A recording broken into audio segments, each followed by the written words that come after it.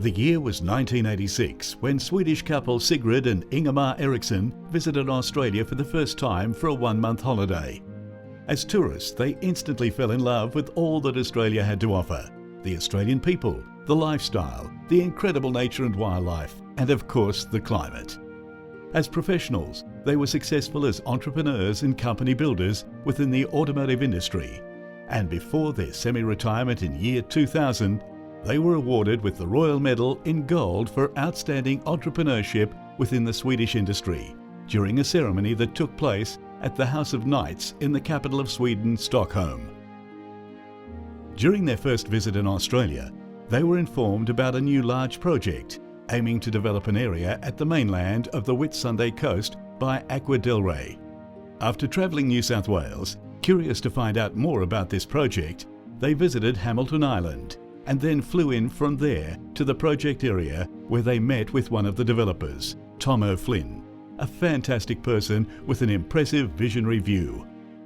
All positive impressions of Australia, the project area and surroundings soon led Sigrid and Ingemar to consider exploring Australia further, and they decided to look at the possibility of purchasing a piece of land.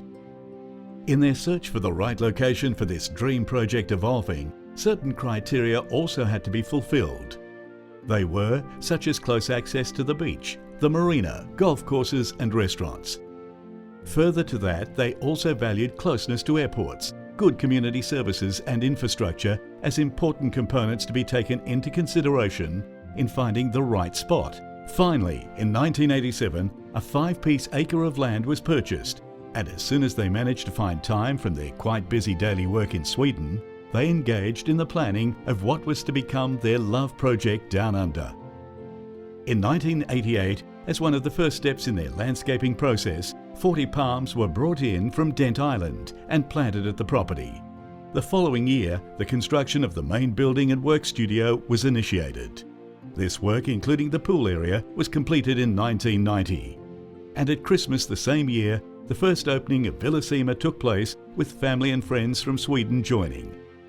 Unexpectedly, Tropical Cyclone Joy also appeared as a challenging first experience for the party. However, Villa Simar firmly stood its ground and no structural damage was caused. Nevertheless, more than 2,000 millimetres of rain came pouring down during the following 9 days. The considerable amount of water caused no damage or flooding though, confirming the property's good and safe location. During 1995 to 1996, the major landscaping process took place and was conducted by the top landscaper in the region, Paul Deering and his team.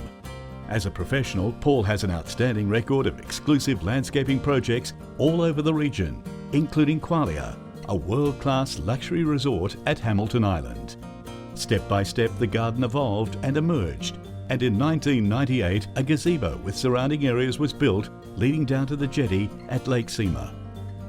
Further developing and maintaining the work with an ever-growing garden continued over the years. By 2002, comprehensive masonry work was performed around the driveway bridge by the waterfall.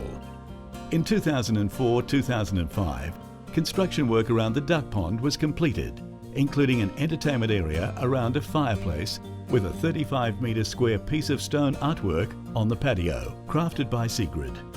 Further to that, a pergola for shade was built along the garden beds, including a 2-metre high waterfall flowing into the duck pond.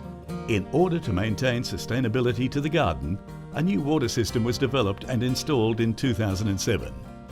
The water is collected from a good underground source, pumped over the waterfall into the duck pond, and from there pipelined down to Lake Simar, from where it reaches over the gardens. In 2008, the main building and work studio were connected by a walkway designed in the same style as the existing buildings. An extensive upgrading of garden into tropical was also done that year. In 2010, after 20 years in beautiful peace and harmony, Cyclone Alui crossed the Whitsundays area with powerful wind forces up to 290 km per hour in its peaks. Luckily though, Villa Simar has very sound and strong structure, and with cyclone preventing measures that were specially built into constructions and shutters for doors and windows. All buildings were unharmed. However, gardens were heavily affected and a comprehensive clean-up had to be done. A work that over time was good for the gardens though, as it opened up and a new growing cycle could take place.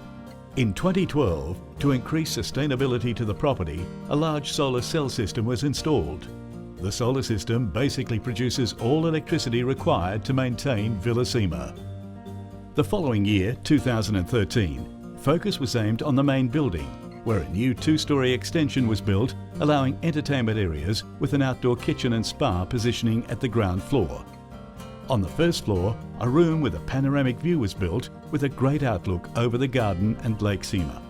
Moving along to the past year, 2014, a 12-metre long curved and suspended bridge was built to connect the existing native garden section with a new reworked garden section of ferns, framing a new running creek that winds through down to the Lake Simar intake. The history of Villa Simar is really the story of an intrepid and visionary Swedish couple who, against all odds, followed their dream and in doing so, created a paradise.